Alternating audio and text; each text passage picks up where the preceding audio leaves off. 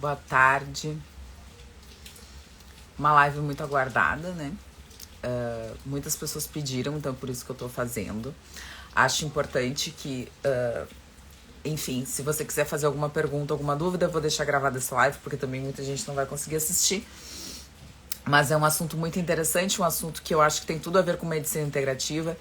E uma das coisas que mais me chamou a atenção e que me chama a atenção é que muitas pessoas me procuram dizendo que foram em médicos que são ditos integrativos e que esses médicos trataram de uma forma completamente habitual essas crianças com o diagnóstico de autismo. Então eu vou conversar, a gente vai falar, vai ser uma live mais de informação, a gente vai falar um pouquinho principalmente sobre essa visão da medicina integrativa, da medicina ortomolecular, para o diagnóstico, não só o diagnóstico do autismo, mas principalmente para as vias de tratamento e entender que muitas vezes o diagnóstico de autismo não necessariamente é de autismo, e se for o diagnóstico de autismo, o que a gente pode tratar? Porque acho que o que a gente tem que levar dessa live de hoje, eu já vou dar boa tarde para todo mundo, mas assim, o que a gente tem que levar dessa live de hoje são duas coisas, tá? Que eu já vou deixar agora no início para que a gente já entenda. Primeiro, autismo é uma característica, então, de uma doença que é reversível. Então, tem vários relatos na literatura sobre a reversão do autismo. Esse é o primeiro ponto, né? A gente pode ter a reversão do autismo, porque isso não sou eu que estou dizendo, isso é a literatura que está trazendo. Essa é a primeira coisa mais importante. E a segunda coisa mais importante é que não é relacionado somente a uma causa. Não existe uma causa para as doenças. As doenças são múltiplas causas. E isso é o foco da medicina integrativa. Esse é o foco dessa medicina holística. Não existe uma causa para uma doença. Existem várias causas. E essas várias causas, sendo abordadas, trazem um tratamento e uma condição de remissão muito maior do que a gente quando aborda só uma única causa. Então essas duas coisas que eu acho muito importante que a gente fale, e acho que é muito importante que a gente deixe bem claro e bem específico aqui. O autismo não tem uma causa única e o autismo tem cura e reversão. O problema é identificar e saber abordar esse tipo de questão, não só com a família, mas principalmente com outras pessoas que estão tratando, porque na verdade é um tratamento multidisciplinar. Então a gente tem uma nutricionista, a gente tem uma fisioterapeuta, a gente tem uma terapeuta ocupacional, a gente tem um fonoaudiólogo, a gente tem o professor que vai estar com essa criança. Então assim, a gente tem muitas pessoas interligadas. E se essas pessoas não tiverem esse entendimento do que é o autismo, de quais as características são necessárias ser vista com essa criança, ser abordada com essa criança, a gente não consegue ter o tratamento que a gente gostaria de ter. Tá bem? Então eu fiz essa introdução, deixa eu dar boa tarde. Tem um monte de gente linda aqui. Vou dar oi pra todo mundo. Essa live vai ficar gravada. Um monte de gente já me mandou mensagem. Deixa gravar. Bom, tá chovendo muito aqui em Porto Alegre, né? Então tá uma chuva torrencial. Pode ser que caia, mas eu vou dar oi pra todo mundo. A Kátia, querida, a Silvia, que é minha paciente, que tem um bebezinho autista, a Bianca, ó, tem um monte de gente muito bacana aqui. Ó, a Silvia deu oi também. Bom, então vamos começar. Eu fiz algumas anotações, assim, eu tenho alguns pacientes autistas. Isso, então a Jai colocou assim: meus pacientes com autismo fazem acompanhamento nutricional. Eles devem fazer acompanhamento nutricional. Tá aqui a Kátia Fávero, que é uma excelente nutricionista, né? Não sei se ela trabalha com autismo, mas pronto, agora eu acho que vai dar mais certo.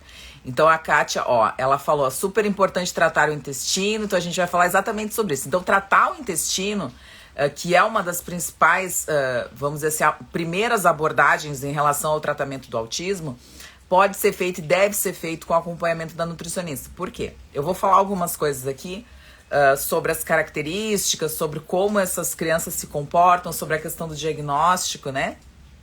E depois eu vou falar um pouquinho sobre a alimentação, sobre a dieta. E aí talvez a Kátia vai até me ajudar mais, né? Mas acho que isso é importante, saber que o primeiro passo é a alimentação, tá bem? Bom, vou começar. Então, assim, o que eu trouxe aqui?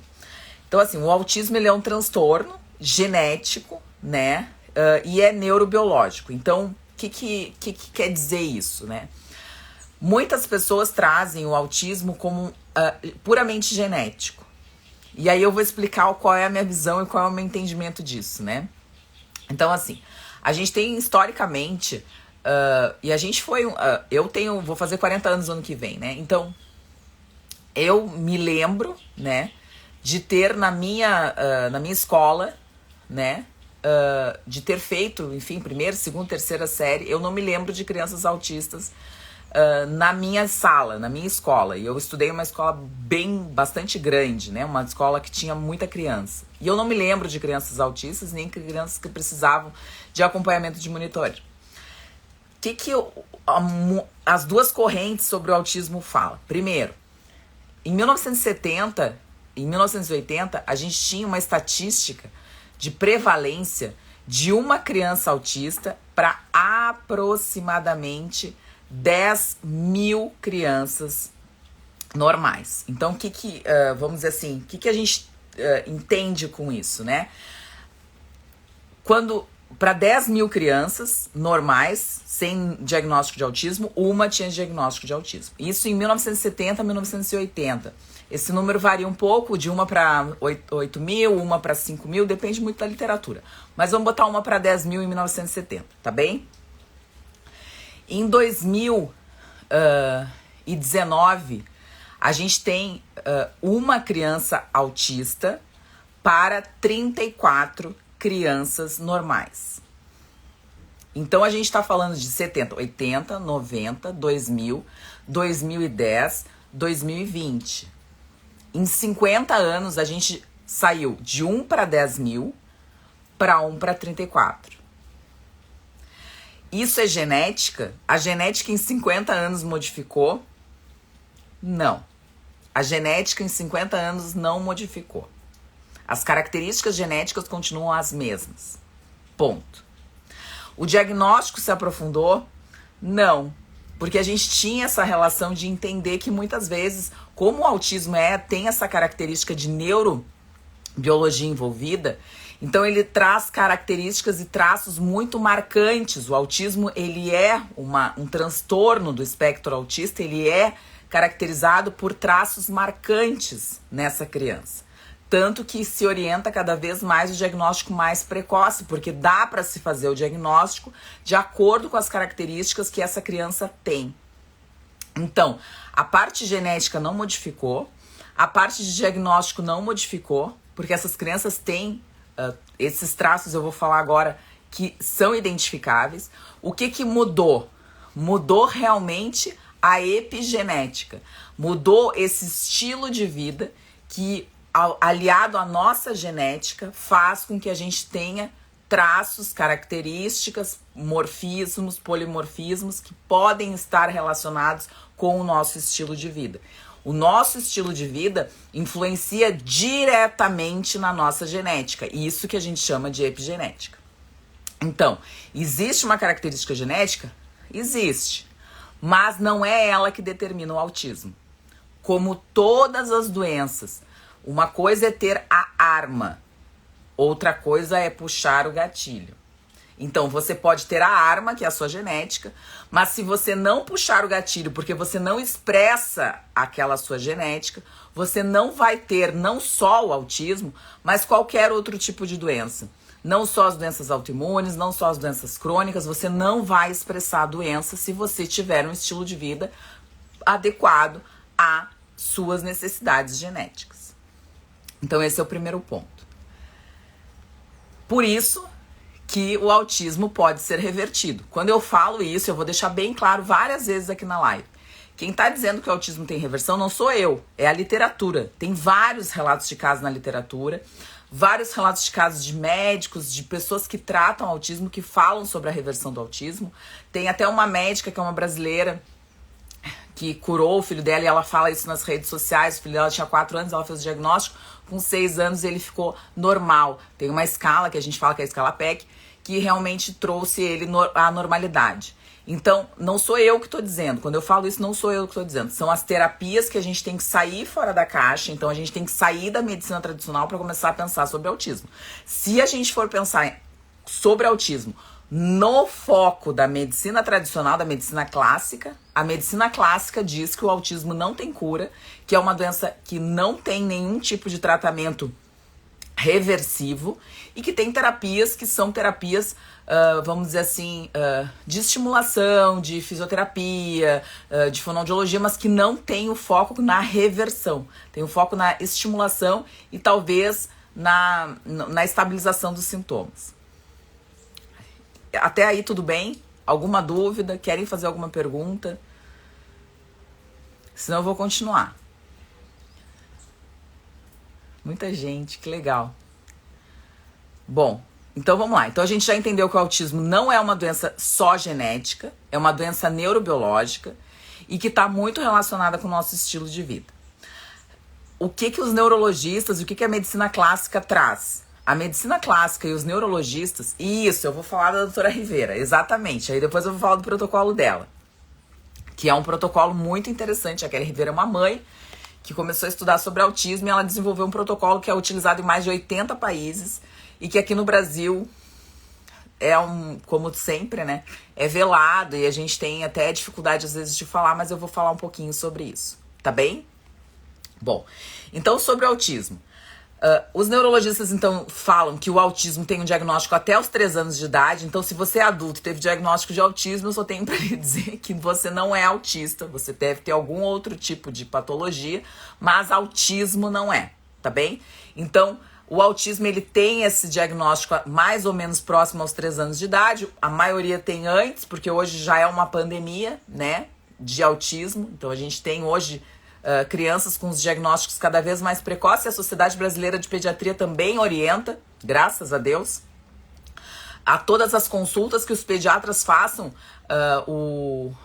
aquele score que chama M-Chart, né? M-Chart, que é um score super simples. Eu vou colocar no meu grupo do Telegram o score ali, que são testes simples que você pode fazer no seu filho. Então, a cada consulta no pediatra, você pode fazer esses testes. E esses testes indicam, então, se essa criança começa a ter traços de autismo, leves, moderados ou severos, e isso pode fazer cada vez mais o diagnóstico mais precoce dessas crianças e aí fazendo com que a gente tenha cada vez intervenções mais precoces em cima dessas crianças que podem vir a apresentar algum traço de autismo. Tá bem? Selminha querida, hoje a live não é sobre isso, tá? Posso até falar em um outro momento, mas se você me acompanha, você sabe que pressão alta é comida de verdade. Bom, então, esse diagnóstico antes dos 3 anos e as características básicas são disfunções sociais. O que são disfunções sociais? São as habilidades. Então, como que essa criança consegue lidar e ter interação com o seu meio? Então, tem muita relação da criança que não consegue olhar no olho, ela não consegue entender o que a pessoa está falando, ela não consegue se expressar, porque tem um distúrbio da fala muito importante. Isso é característica do autismo, que até a diferencia do Asperger, né? O Asperger, ele fala, ele tem capacidade de falar, eles são extremamente inteligentes, a interação social é um pouco debilitada, mas eles conseguem se expressar, né?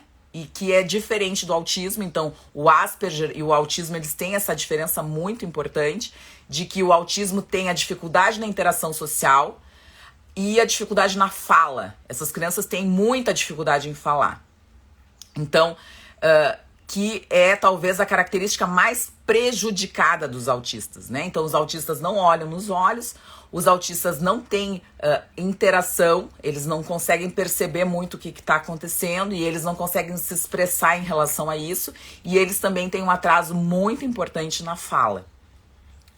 Outra característica importante são os comprometimentos, então, da linguagem e da comunicação, que eu já tinha falado, e as disfunções comportamentais, né? Então, os autistas têm muitos movimentos repetitivos, né? Então, eles ficam, às vezes, movimentando na mesma forma sempre, ou batendo perna, ou estralando o dedo, ou se movimentando a cabeça, né? Ó, a Ângela falou, meu sobrinho tem 3 anos e é autista. Exato. Então, o autismo, Ângela, ele se caracteriza exatamente por isso, por a gente ter uma dificuldade na fala.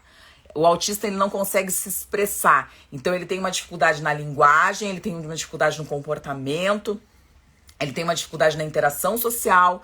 Então, essas características são bem evidentes. Então, essa escala que eu vou colocar no meu grupo do Telegram vai falar a respeito disso. Se você tem uma criança em casa que tem 1 ano, que tem 1 ano e meio, que tem um pouquinho mais de 1 ano, 2 anos, você pode fazer essa escala até mensal, se você quiser, porque você vai vendo a evolução do seu filho, e se o seu filho vier apresentando traços do espectro autista, que podem ser leves, a gente não tá falando do espectro autista, o desautônomo total, aquela criança que depende pra tudo, pra comer, pra ir no banheiro.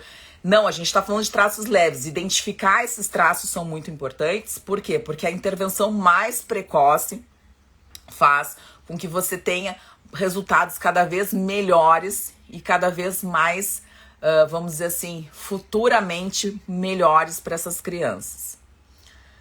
Isso, mas isso aí na verdade está muito relacionado com a neuroinflamação. Eu vou falar sobre isso. Olha que interessante, o Carlos falou exatamente isso. Sem falar na audição sensível, ficam muito irritados.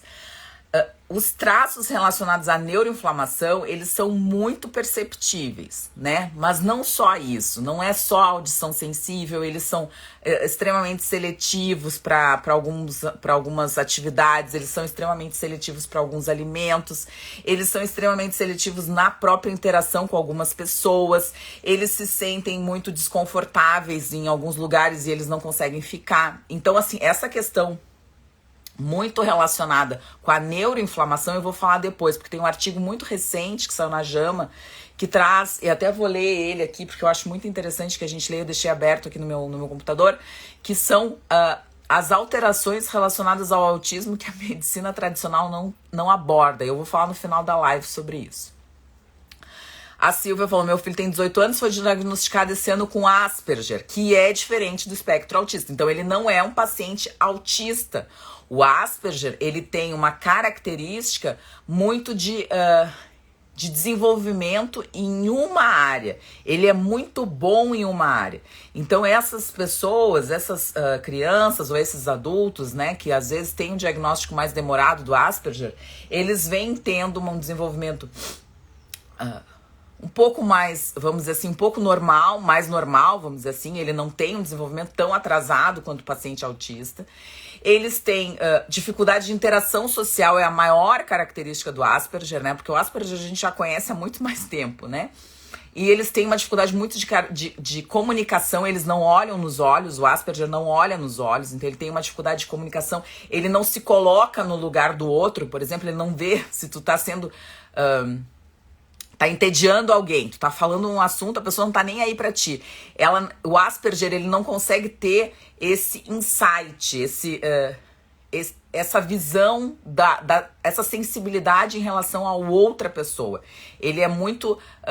ele tem essa dificuldade, né, de conseguir se colocar no lugar do outro, de ter percepções... em relação ao outro, de se conectar com outra pessoa. Essa é a característica do Asperger. Eles têm uma inteligência, às vezes, que é até fora do padrão, uma inteligência pode ser até superior em algumas áreas, então o Asperger pode ser um pianista brilhante, o Asperger pode ser um da tecnologia da informação brilhante, né, dos computadores, o Asperger pode ser um excelente jogador de xadrez, e eles têm a fala normal, eles não têm dificuldade na questão da fala, eles têm dificuldade em relação ao comportamento. Não sei se eu respondi, tô falando muito, como sempre. Vamos continuar. Muita gente entrando, muito legal. O Asperger, ele se confunde com o autismo, mas o tratamento é o mesmo. Eles não têm tanta cura. A abordagem do Asperger, ela vai ser... Como ele não tem essa, vamos dizer assim, esse transtorno tão... que dificulta tanto as atividades dele, ele vai ser guiado através... Por exemplo, se a criança que teve o diagnóstico de Asperger... A gente pode fazer uma live sobre Asperger, eu acho muito interessante, porque é uma doença que é muito mais... que a gente conhece muito mais, entende muito mais.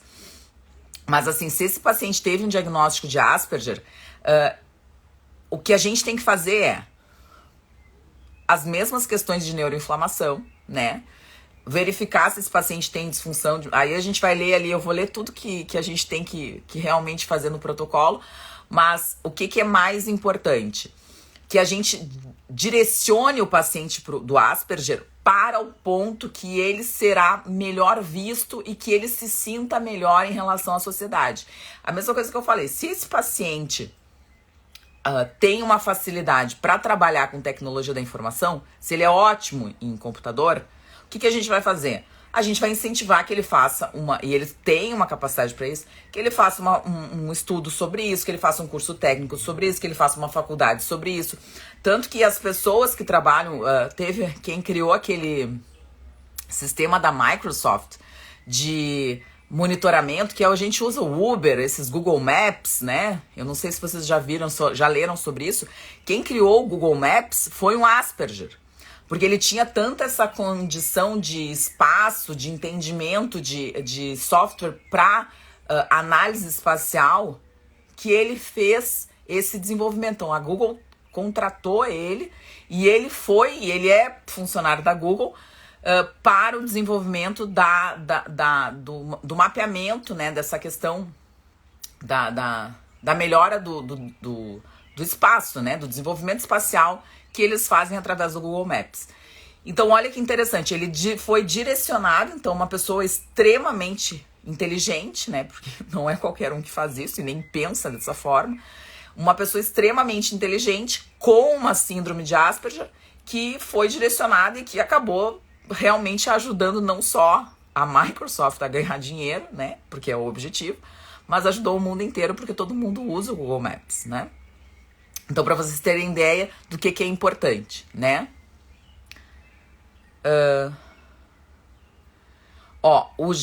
A Jai, não sei, querido, desculpa.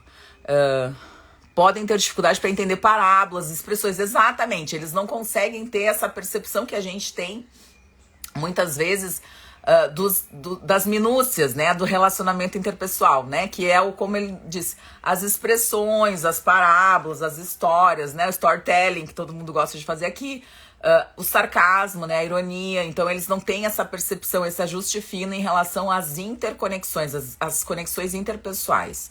É essa exatamente a característica do Asperger, que é diferente do autismo. Ai, Carlos, já. Assim, eu não quero abordar esse assunto aqui, tá? Eu acho que é muito difícil da gente falar sobre isso. O Carlos perguntou assim, ó, quem não tá lendo eu vou colocar aqui porque eu acho importante, tá? Já ouviu alguma relação das vacinas com o desencadeamento do autismo? Já, e bastante. O que eu acho importante? Eu vou contar um relato de uma colega médica, tá? Num dos cursos que eu fiz. Só para vocês terem uma ideia do que realmente aconteceu. Bom, primeiro, antes de eu contar, eu vou falar assim, ó. Os meus filhos são vacinados, eu tenho 2 filhos, eu vacinei todos os meus filhos, tá? Com todas as vacinas, tá? Não sou contra a vacina. Mas depois desse relato que essa colega, que é médica, tá? Não é uma pessoa da leiga, é médica, tem faculdade de medicina, é uma médica super bem conceituada no Brasil inteiro. Contou num dos cursos que eu tô. Eu comecei a repensar sobre a questão vacinal, tá? Mas vacinaria de novo os meus filhos, tá bem? Bom, mas não vacinei mais. Depois disso eu não vacinei mais, tá? Que eu ouvi? Que ela é contra as vacinas, né? Essa médica, ela é contra as vacinas. E eu acho que cada um tem autonomia para pensar do jeito que tem que pensar, de acordo com a ciência, de acordo com as suas concepções de entendimento da ciência, de interpretação da ciência. Então eu não tô aqui levantando bandeira nenhuma e não tô defendendo e nem acusando ninguém, eu só tô dizendo que é a opinião dela. Então ela orienta os pacientes que não sejam vacinados. E o que ela percebe? Que as crianças que não são vacinadas têm um desenvolvimento neuropsicomotor muito melhor do que as crianças que são vacinadas. Isso dito por ela, não é por mim, tá? Se isso é verdade, se a gente tem como colocar isso no papel e fazer um trabalho, não sei, tá? Mas assim, Será que tem relação? Não sei também, tá bem? Muitas crianças, na verdade, hoje a gente já tem vacina saindo da maternidade, né? Então a gente já faz 2 doses de vacina, hepatite B e a BCG, quando sai da maternidade. Apesar de que tem muitas crianças que na primeira semana de vida já desenvolvem convulsões, já desenvolvem dificuldade para amamentar, para sugar. Então, assim, eu não sei se tem uma relação intraútero muito forte também, em função de todas as questões de toxinas que a gente vai falar. Ou se a vacina realmente, porque as vacinas são feitas, então, no primeiro ano e meio de vida, né? A maioria das vacinas são feitas no primeiro ano e meio de vida. E se isso também tem relação. Mas eu já vi autistas, tenho pacientes autistas que tiveram desenvolvimento do autismo, com 1 semana de vida já tinham características de autismo. Então, até que ponto, como eu falei no início da live, não sei, Carlos, e não acredito em uma única causa para nenhuma doença. Eu acredito em múltiplas causas.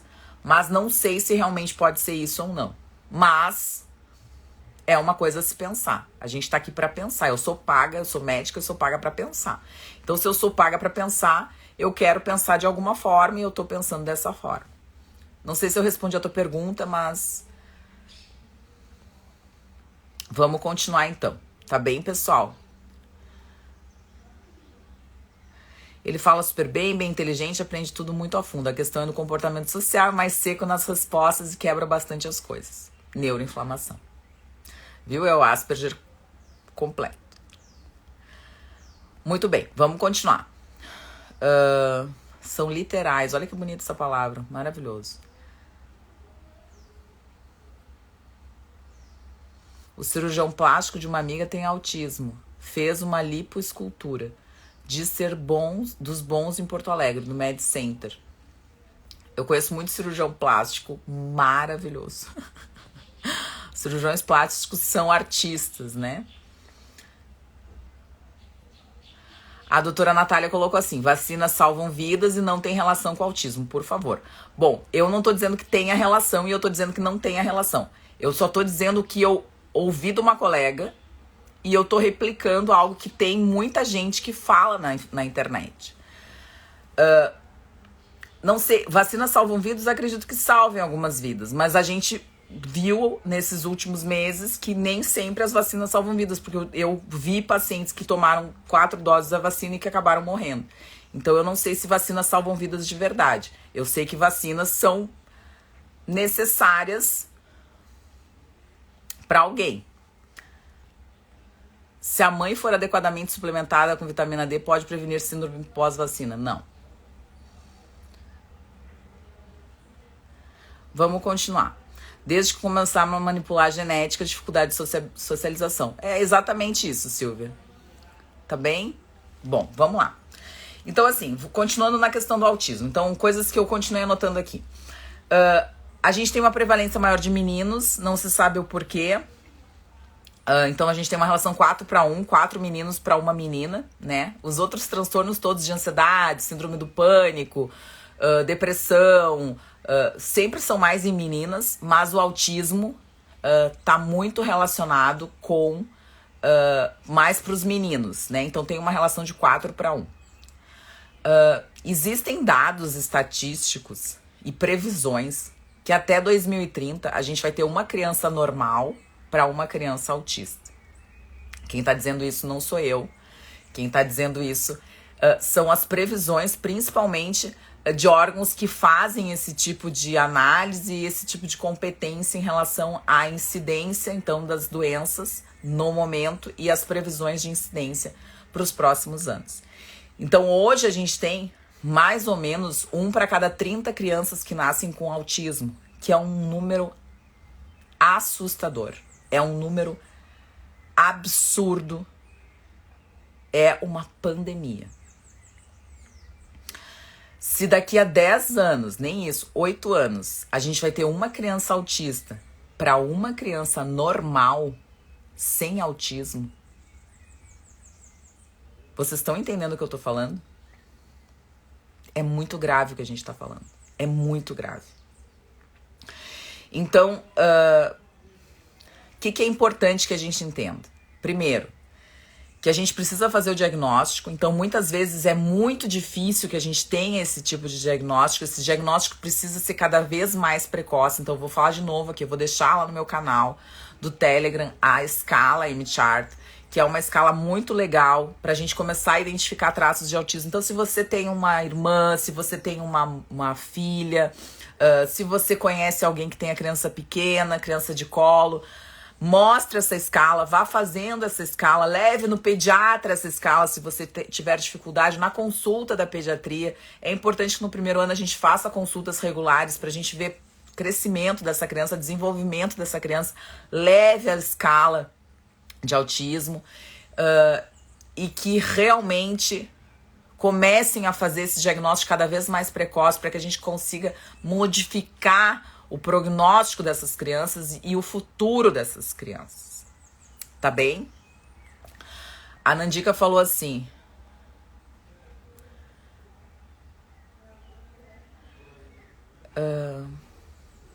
desde que começaram a manipular a genética dos alimentos, várias doenças. A gente vai falar exatamente sobre isso. A Nandica falou assim: eu vejo muitos pais que não aceitam diagnóstico.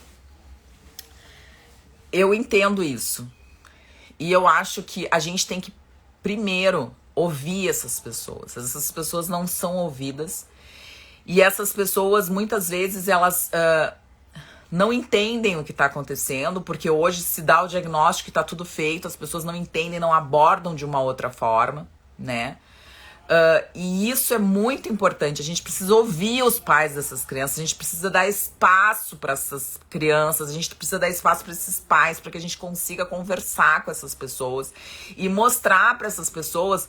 E eu entendo que essas pessoas muitas vezes não aceitam, porque é muito difícil tu ter um filho e dizer pra ti: o teu filho tem 2, 3 anos, ele é autista e não tem nada pra fazer.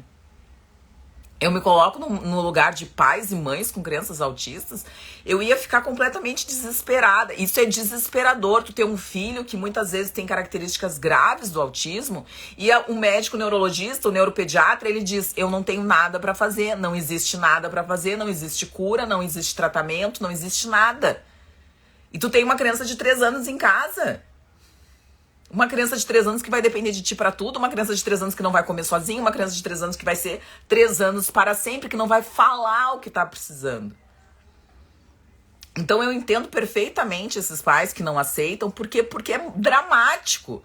Tudo que a gente passa 9 meses, tem gente que passa anos tentando engravidar, depois passa 9 meses com aquela criatura na tua barriga, que eu digo que são os melhores parasitas que alguém pode ter, porque eles são parasitas. Eu falo muito isso. O coração que bate no peito dos meus 2 filhos, o coração veio de mim. Eu criei aquele coração, não foi do pai. O pai só participou com meia célula. Meia genética só. O resto tudo é meu. Meu. As mulheres têm essa dádiva de Deus. Deus é muito bom com a gente. Deus é maravilhoso. Porque ele nos deu exatamente essa capacidade da gente gerar uma pessoa, que é algo bizarro. Tu tá ali, vem uma célula, entra em ti, aí tu começa a se multiplicar, aquela célula começa a se multiplicar e dali se forma cabelo, olho, coração, músculo, articulação. Tudo se forma de ti. Então, entender isso é muito difícil, porque aí tu formou aquela criança, tu tá super feliz, tu pensa que aquela criança vai casar, aquela criança vai ter filho, aquela criança vai crescer, vai ir pra faculdade, vai contribuir pra ciência, pro mundo, vai fazer música, vai fazer teatro, vai fazer... E a criança, o neuropediatra diz: ó, não tem nada pra fazer, tudo de bom, felicidades, vai fazer fisioterapia, fono e seja feliz com essa criança que não tem diagnóstico, que tem um diagnóstico e não tem prognóstico nenhum. Então eu entendo perfeitamente que é muito difícil para um pai de um autista realmente aceitar isso, porque os diagnósticos são feitos com as crianças muito pequenas. E eu me coloco no lugar desses pais, eu ia ficar desesperada se me dissessem que eu tenho uma criança que não tem o que fazer.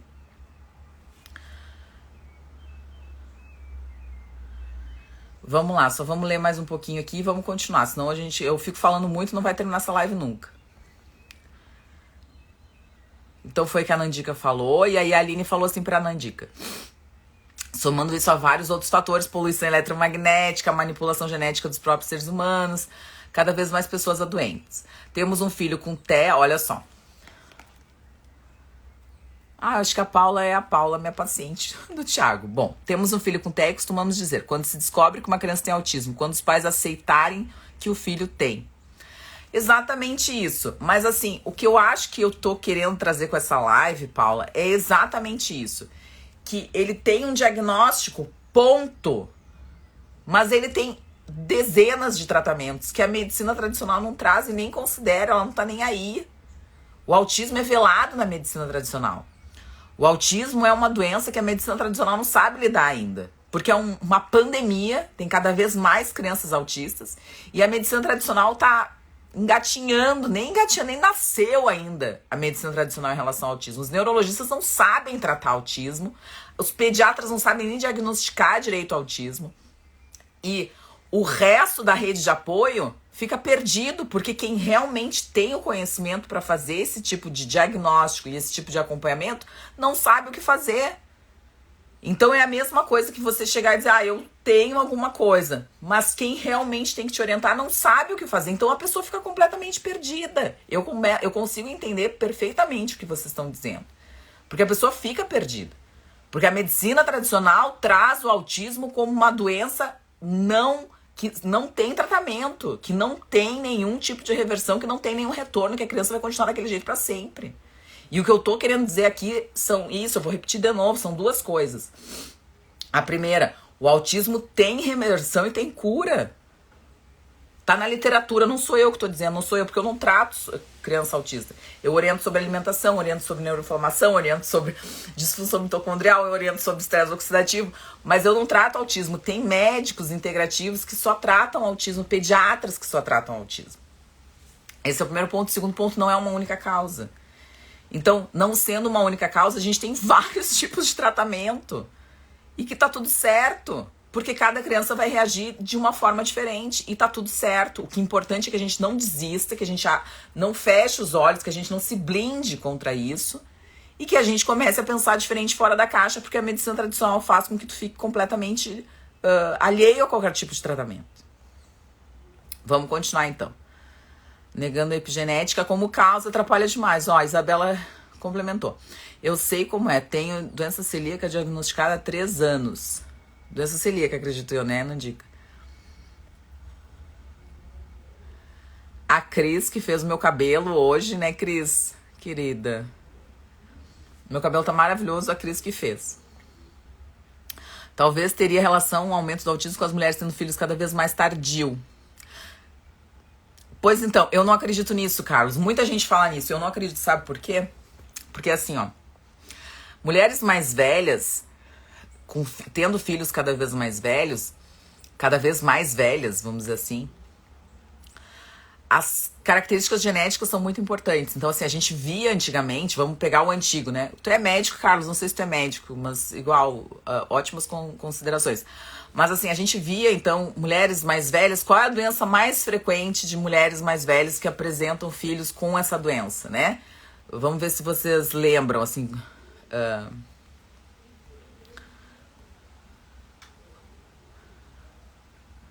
Vou ver aqui, tem muita gente falando. Então, a síndrome de Down, né? Então, a gente tem a característica, então, de gestações mais tardias, e isso pode trazer, sim, então, tanto que o exame da translucência nucal, que foi colocado das 10ª até a 12ª, 14ª semana, isso, síndrome de Down, é uma característica das mulheres mais velhas, né? Então, foi introduzido para que a gente visse realmente se tivesse um aumento da translucência nucal, que indica, então, excesso e tal, que poderia ser caracterizado por Down, né? Por quê? Porque começou realmente a ter essa questão característica, né? Ó, a Bianca acabou de trazer uma informação, ó, trabalho no INSS, olha que interessante, num setor que atende crianças com autismo na concessão de LOAS, que são os benefícios, acredito eu, né, Bianca? Bianca, que deve ser técnica previdenciária, ela deve, analista, deve saber. Todas as mães são jovens. Eu acredito nisso também. Eu acredito que tenha fator... Claro, eu não vou dizer que não seja, vou falar de novo, eu não acredito numa causa única. Mas eu acredito que a gente tenha fatores muito além só da idade materna. Claro que a idade materna influencia, é óbvio que sim, para várias coisas. Mas eu acredito que pro autismo em si não seja só a idade materna. A gente vê pacientes, mulheres jovens com crianças autistas, e a gente vê mulheres mais velhas com crianças autistas. Então eu não enxergo muito essa relação. Na síndrome de Down é muito mais comum. A gente tem uma característica genética, que é a trissomia do 21, com mulheres mais velhas. A Isabela, olha que interessante. Sou pediatra, trabalho no SUS, falo sobre epigenética e alimentação, mas não sou ouvida. Só querem todos encaminhamento. É ao, né, Isabela? Ao otorrino, ao fono, ao oftalmo, ao TO, né, o terapeuta ocupacional, é sempre assim. Hoje eu recebi uma mensagem, só para abrir um parênteses, vou sair da questão. Recebi uma mensagem de uma moça e ela botou assim: doutora, minha mãe tem esteatose, estou aguardando consulta com hepato. Esteatose hepática, a grande maioria das vezes, você sabe, né? Esteatose hepática não alcoólica, né? E eu fiquei pensando, cara, se eu fosse hepato e recebesse essa paciente, eu ia ter um surto psicótico. Porque imagina a quantidade de esteatose que tem. Só que o cara não quer responsabilidade pra ele, é a mesma coisa do pediatra. Tirando a Isabela, eu tô falando que a Isabela é a exceção, porque por isso que a Isabela tá aqui, porque a Isabela tem a cabeça mais aberta, porque ela tá vendo realmente que existem outras possibilidades para essas crianças. Isabela, tu tem que trabalhar com autista. Tem um campo enorme para isso. As mães estão precisando de gente com a cabeça que nem a tua, querida. Mães de baixa renda. Eu acho que tem essa relação muito maior das toxicidades do ambiente, que eu vou falar agora, porque senão eu vou me estender muito, do que propriamente com a idade materna. Bom, deixa eu só continuar aqui. Já que a Kátia tinha falado sobre a doutora Rivera, a doutora Rivera, ela fala exatamente sobre isso, sobre essa questão das toxinas ambientais, da toxicidade ambiental, tá bem? A doutora Kelly Rivera, na verdade a gente chama ela de doutora, mas ela é uma mãe, antes de ser qualquer tipo de cientista, enfim, ela é uma mãe de 2 crianças autistas, e ela começou a estudar ferrenhamente sobre autismo, e ela fez um protocolo, então, para crianças autistas, e ela tem mais de 80 casos de reversão de autismo com o protocolo dela. Eu não faço o protocolo dela, eu faço a parte alimentar do protocolo dela, concordo plenamente, acredito plenamente, mas não só para o protocolo dela, para todos os pacientes, na verdade, que têm doenças, né, e que tem a relação da sensibilidade alimentar, a relação do intestino permeável, a relação da desbiose, não dessa desequilíbrio das bactérias intestinais. Então, tudo isso também está relacionado com o autismo, mas com todas as doenças. Então, a doutora Kelly Rivera, ela realmente começa o protocolo pela dieta, mas ela fala das toxicidades do ambiente. E ela coloca e especifica basicamente essas: os fatores ambientais associados ao autismo. A presença de vírus, de bactérias, de parasitas intestinais, aumentos e não intestinais, extraintestinais também. Cândida, o fungo. Metais pesados, inflamação crônica e alergias. Então, alergias alimentares, inflamação crônica, metais pesados, parasitas, cândida, bactérias e vírus. Então, ela fala exatamente sobre isso, sobre toda essa carga ambiental, né, que ela realmente fala, e como isso influencia no transtorno do espectro autista. Aí a Kátia falou de novo aqui, Kátia trazendo a questão da alimentação. A primeira coisa de todos os tratamentos, todos, tem gente que faz desparasitação, tem gente que faz intoxicação, todos os tratamentos, a primeira coisa que tem que se fazer é ajustar a alimentação. Se você não pensar no seu filho, no que ele come, não adianta você desparasitar, não adianta você tratar fungo, não adianta você fazer detox de metal pesado, não adianta você investigar inflamações, não adianta. Você precisa começar pelo básico. O básico tem que ser bem feito. E o básico é a alimentação. A doutora Kelly Rivera, a Kátia falou, bom saber que você está a par desse assunto. Eu estudei muito, por quê? Porque ultimamente veio alguns pacientes autistas para mim. E eu comecei a fazer um protocolo meu sobre autismo, mas baseado no da doutora Kelly. Quando chega na parte do dióxido de cloro, eu não uso, porque eu tenho... enfim, eu tenho restrições com isso, né? Porque eu tenho medo. E aí, eu sempre oriento que procure algum outro especialista que consiga utilizar o dióxido de cloro. Mas como são a cada 3, 4 meses, a gente pode ter esse tempo mais lento, né? Mas enfim, a primeira parte é muito importante. E aí o que a doutora Kelly fala? Que a gente tem que pensar sempre na retirada da dieta de 3 componentes básicos. Anote aí. Fase muito importante dessa live. A primeira, quem adivinhar a primeira já sabe que me segue, né? Eu sempre falo sobre ele é o maior mal da humanidade, é o que tá deixando todo mundo doente.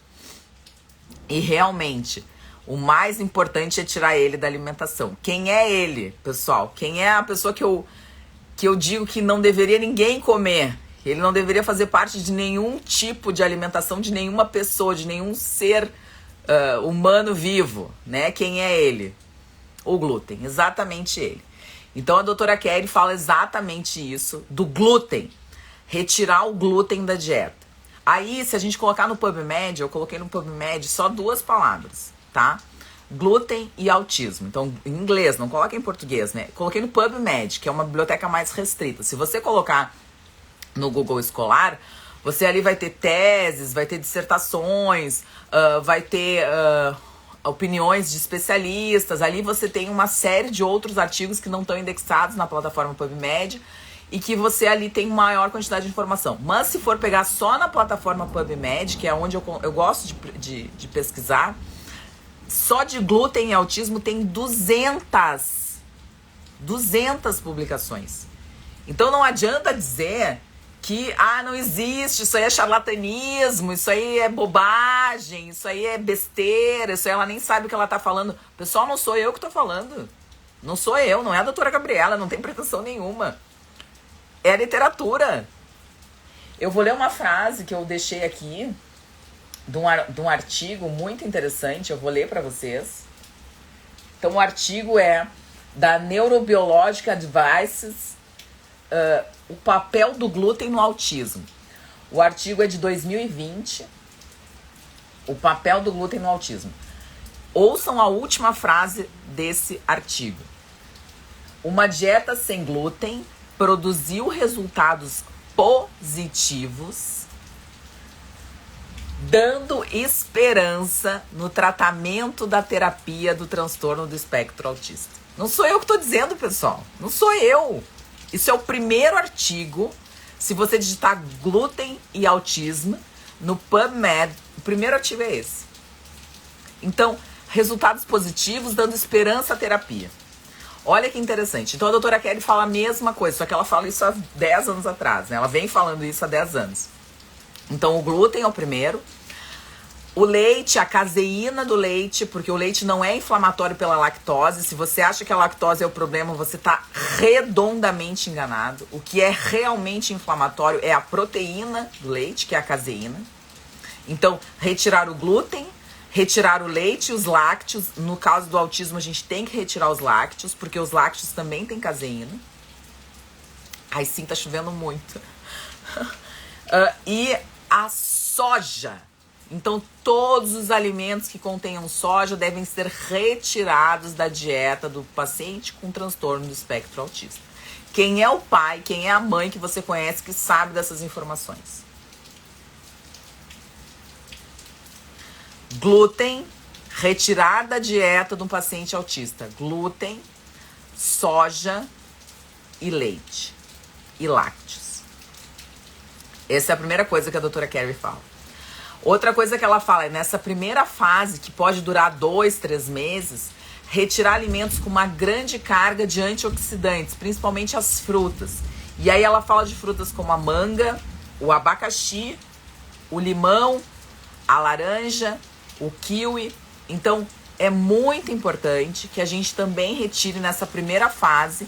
Não quer dizer que você nunca mais vai comer esses alimentos. Quer dizer que você precisa retirar por ser um protocolo. Muitas mães falam que as crianças começam a falar depois da retirada do glúten. Muitas mães, muitas. Tem relatos de casos na internet que a criança falava 5 frases em um mês, 5 palavras em um mês, e com a retirada do glúten a criança começa a falar 20, 30, 40, 60 palavras novas. Então eu vou repetir de novo. Os 3 alimentos, o glúten, a soja e o leite, e as frutas com alto teor de antioxidantes. No primeiro momento, manga, limão, laranja, aí entra a tangerina, né? Abacaxi e kiwi. Então essas frutas com alto teor de antioxidante a doutora Kerber tira pelo menos por uns 2, 3 meses e observa. Tá bem? Bom. E os sucos? Ela fala sobre os sucos, eu anotei ali. Sucos de fruta. Proibidos para as crianças autistas. Proibidos, que nem a soja, o glúten e o leite. Proibidos. Ela fala isso. Então, não dar suco de fruta para as crianças autistas. Todas as crianças autistas tomam suco de fruta. Então, ela fala isso. E ela fala nesse primeiro momento que a cada 2, 3 meses ela faz uma parte do protocolo. Tanto que o protocolo dela dura quase 2 anos, né? A cada 3 meses a criança vai fazendo introduções. Tanto que com os pacientes autistas eu fiz o meu protocolo exatamente assim. Eu vou fazendo a suplementação, porque enfim, é o que eu realmente sei fazer, baseado nos exames. A cada 1 semana eu introduzo um tipo de suplementação. Então, se a gente vai dar um ômega, por exemplo, crianças autistas precisam, por a inflamação crônica que eles têm, a gente vai dar o ômega, a gente vai dar esse ômega durante 1 semana e a gente só vai reintroduzir a próxima suplementação, se for um magnésio, um complexo B, uma carnosina, enfim, o que for, a gente só vai reintroduzir na próxima semana. Eu faço introduções lentas de suplementação nessas crianças. Por quê? Primeiro lugar, porque a gente não sabe qual vai ser a reação dessa criança.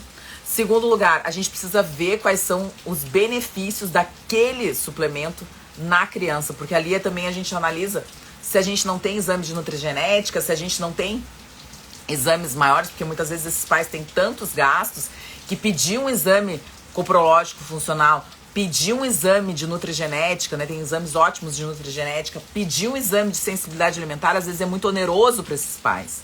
Então a gente acaba fazendo, eu criei essa minha, vamos dizer assim, esse meu protocolo de tratamento de autismo, não é de tratamento, é de suplementação para autismo, realmente baseado nessas reintroduções, né? Então a cada 1 semana eu introduzo um novo suplemento e a gente observa.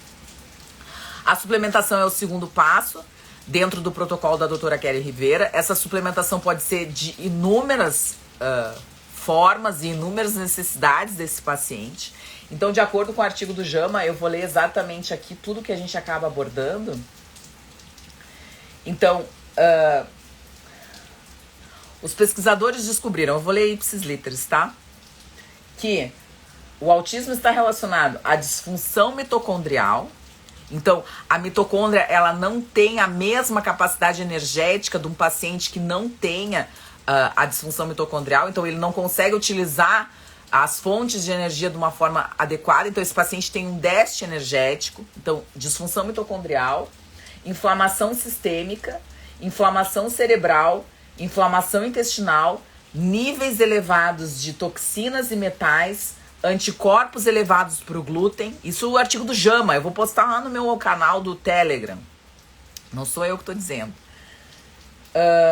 Então, anticorpos elevados para glúten e para caseína. Deficiências de nutrientes, incluindo ômega 3. Meu protocolo é mais ou menos baseado também nesse artigo. Vitamina D, zinco e magnésio.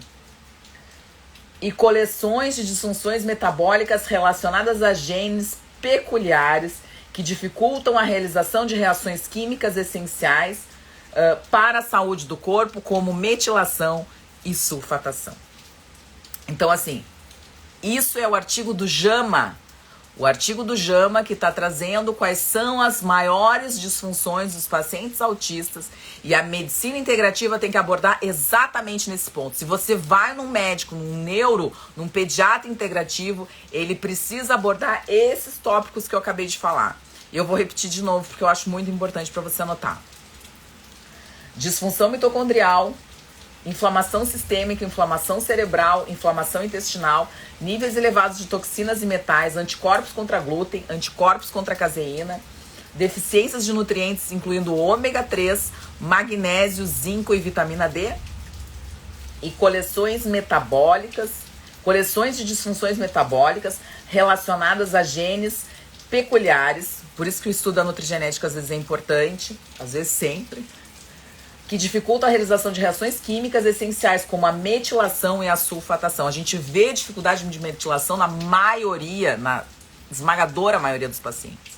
Então esse é um artigo do JAMA, que mostra a visão integrativa que nós devemos ter, profissionais que lutamos contra um sistema que diz para as mães e para os pais de filhos autistas que eles não têm nenhum tratamento. E eles têm tratamento, sim, baseado em todas essas dificuldades metabólicas que essas crianças apresentam. Então a suplementação é extremamente importante. Vocês viram ali o ômega 3, a vitamina D, o zinco e o magnésio. E essas crianças têm dificuldade de aceitação de medicações e de qualquer tipo de suplemento via oral. Mas por que da via oral? Você não precisa da via oral. O magnésio, por exemplo, eu sempre oriento banhos de sais de Epsom, que é a melhor forma de suplementação do magnésio. E essas crianças precisam de magnésio. Então você precisa de um médico que realmente entenda de crianças, que entenda de gente, que entenda de metabolismo, que entenda de suplementação e principalmente que queira e tenha interesse em tratar esse tipo de patologia. Então é por isso que eu tô fazendo essa live, para que vocês entendam que o autismo tem cura, tem remissão, tem reversão e tem tratamento. A primeira coisa é a dieta, a segunda coisa é a suplementação. Analisar essas outras disfunções que esse paciente pode ter, então a nível de inflamação, a nível de disfunção mitocondrial, a nível de genes, então de metilação, de sulfatação, ver como é que esse paciente está em relação à sua metilação. Também é importante para a reposição de vitaminas do complexo B. Trimetilglicina pode ser utilizada, então a gente tem enzimas digestivas, é muito importante. Daqui a pouco esse paciente precisa de enzimas digestivas para melhorar os processos também de sulfatação. Então tudo isso é extremamente importante que a gente entenda e que a gente consiga trazer para esses pais, trazer para essas mães esse tipo de informação. Terminando o protocolo da doutora Carrie, então a cada 2-3 meses ela faz uma etapa do protocolo. Então a primeira é a dieta, a segunda a suplementação, a terceira, eliminação dos parasitas. A gente pode utilizar vários tipos de terapia para eliminação de parasitas, desde os mebendazóis clássicos, os piraziquantéus básicos, as tinturas, os enemas. A gente tem uma gama, uma infinidade de avaliações e a gente precisa avaliar esses pacientes autistas e entender quais são as necessidades desse paciente, como que a gente vai abordar o processo de desparasitação. A Mônica, uma excelente terapeuta ocupacional e que agora vai ser nutricionista, fala também. Trabalhei numa clínica que atendia crianças atípicas e eu parecia um ET toda vez que falava isso. Nem a nutricionista abordava dessa forma. Então a gente tem duas nutricionistas aqui, que vai ser a Mônica e a Kátia, que estão falando de ter essa visão, né, integrativa desse paciente e começar pelo básico, que é o glúten, o leite e a soja e os sucos. Terminando o protocolo dela, então, ela fala muito sobre a água do mar, a necessidade da gente ter uma água de qualidade para oferecer para essas crianças, né? Diminuindo, então, a quantidade de metais pesados, de metais tóxicos, de agrotóxicos, né? Que é uma coisa que se fala muito também para os autistas, né? A questão dos agrotóxicos está muito relacionada também ao transtorno do espectro autista, essa carga de agrotóxicos que a gente tem hoje, né? Não só na nossa alimentação, mas em tudo, né? Desde do boi, do pasto, tudo tem agrotóxico, então entender esse processo. Ela fala sobre a questão da oxigenoterapia hiperbárica, que é sensacional para diminuição da inflamação, sensacional para estímulo de célula-tronco, então atua também nesse metabolismo. Só que para você estimular a célula-tronco, você precisa estar bem metilado. Então por isso que é uma das últimas coisas que ela orienta no protocolo. Se você metilar mal, o que é a metilação? A metilação é um processo que faz com que a gente faça a diferenciação também nas células.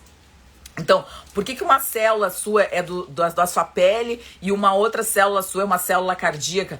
Porque um dia teve um processo de metilação e essa metilação determina dentro dessa célula tronco que tipo de célula que ela vai se tornar. Se ela vai se tornar uma célula da pele ou se ela vai se tornar uma célula cardíaca. Então, você precisa adequar essas funções muito importantes do metabolismo dessa criança para depois você fazer um estímulo com a oxigenoterapia hiperbárica, que é sensacional. Se você não conhece, existe a Sociedade Brasileira de Oxigenoterapia Hiperbárica, que trabalha então com câmaras hiperbáricas e que tem tratamento para diversas patologias e entre elas o autismo está incluso. Mas é uma das últimas coisas que você deve fazer com o paciente autista. Não leve o paciente autista para o oxigênio hiperbárico se esse paciente ainda tem fases a serem feitas. A primeira dieta, suplementação, desparasitação, descontaminação, o uso do dióxido de cloro, que é um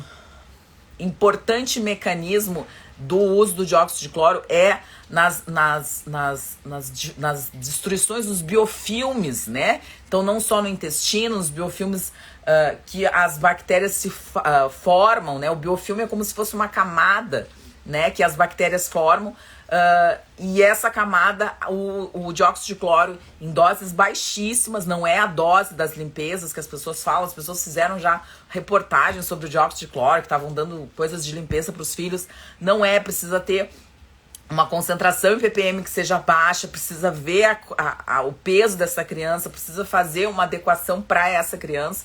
Então o dióxido de cloro deve ser utilizado de acordo com o protocolo da doutora Kelly Rivera, mas com acompanhamento médico, sabendo fazer. Então nem sempre se usa o dióxido de cloro, pode se usar uma fórmula semelhante ao dióxido de cloro. Não é cloro, né? É dióxido de cloro. Né? A mesma coisa que o ozônio, não é ozônio, não é oxigênio, é ozônio, então são moléculas diferentes, a gente precisa saber e entender mais ou menos o que realmente a gente está tratando e como a gente está tratando e como deve ser tratado. Tá bem?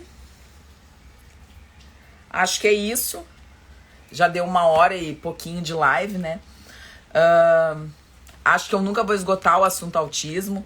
Falei um pouquinho sobre Asperger, falei um pouquinho sobre autismo, falei sobre as terapias e os tratamentos.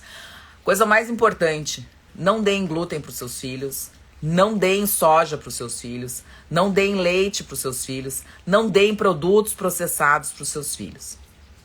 Tá bem? Se a gente fala de inflamação, a gente fala de açúcar, a gente fala de óleos vegetais. Então, todos esses alimentos aumentam a inflamação crônica e contribuem para as doenças e para essa perda, para esse aumento da permeabilidade intestinal, para essa perda da integridade do intestino, para o aumento da desbiose. Então, o que é importante? Comida de verdade, né? Nada processado, nada industrializado, frutas, legumes, verduras, carnes, né? De todos os tipos.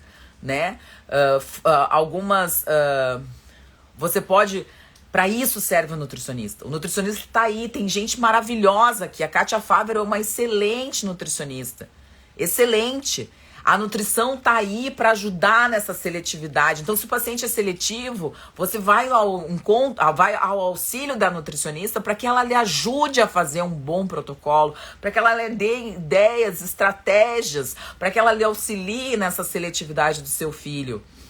Comer comida de verdade pode ser muito mais prazeroso do que, às vezes, comer uma coisa que... Ontem eu recebi um casal que até falou aqui na live... que o filho é autista e quando ele fica muito nervoso, ele pega espaguete cru e mastiga. E aí ela diz que ele fica extremamente... Ele fica mais irritado, mas ele se acalma mastigando. Mas depois ele começa a ter alergia, a se coçar. Por quê? Porque tá comendo glúten puro, né? Na massa. Então, para isso que serve realmente essa visão diferente. Os nutricionistas estão aí exatamente para isso. Para auxiliar essa seletividade, para orientar, para testar, para ajudar, para estar do lado. Tratar um paciente autista precisa ter um bom nutricionista do lado, porque tudo começa pela alimentação. Então, se vocês forem realmente orientar uma mãe, orientar um pai, procurem um bom pediatra integrativo e se unam a um bom nutricionista. O nutricionista faz diferença na vida das pessoas, principalmente nesses casos que precisa de uma boa orientação, precisa de um bom profissional. Então tem aí essas pessoas, eu falei da Kátia, mas tem várias outras nutricionistas boas. A Kátia é excelente, né? Tem experiência e, enfim, acho que é importante que a gente fale sobre isso, que a gente converse sobre isso e que a mensagem dessa live seja: pacientes autistas têm remissão, têm cura do autismo, só que a gente precisa enxergar de uma outra forma o autismo como uma doença. Tá bem?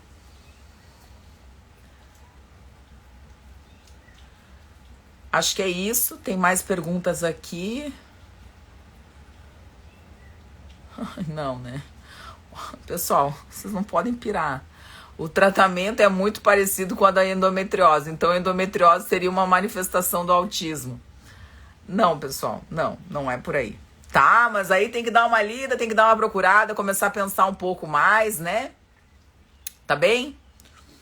Um beijo grande pra vocês, um excelente final de semana, que Deus abençoe a todos e que vocês tenham um final de semana abençoado, com chuva ou sem chuva. O importante é informação de qualidade, é o que a gente tenta passar. Compartilhem essa live, eu vou tentar botar ela no YouTube. Hoje eu vou botar 2 lives no YouTube, que são lives sensacionais, live com o Dr. Ricardo Ferreira, sobre low carb e colesterol. O colesterol aumenta e aí é o problema o colesterol? Vou botar lá no YouTube, me segue no meu canal do YouTube. Vou botar esse artigo da JAMA, vou botar a escala no meu canal do Telegram e vou botar a live sobre jejum que eu fiz com a doutora Maíra Soliani e vou botar as 2 partes lá no meu canal do YouTube. Tá bem? Um beijo, gratidão a todos. Amo todas as mensagens, eu sempre respondo ao máximo e acho que a gente precisava falar sobre autismo. Informação de qualidade pra você. Esse é o meu compromisso. Um beijo grande, fiquem com Deus, bom final de semana.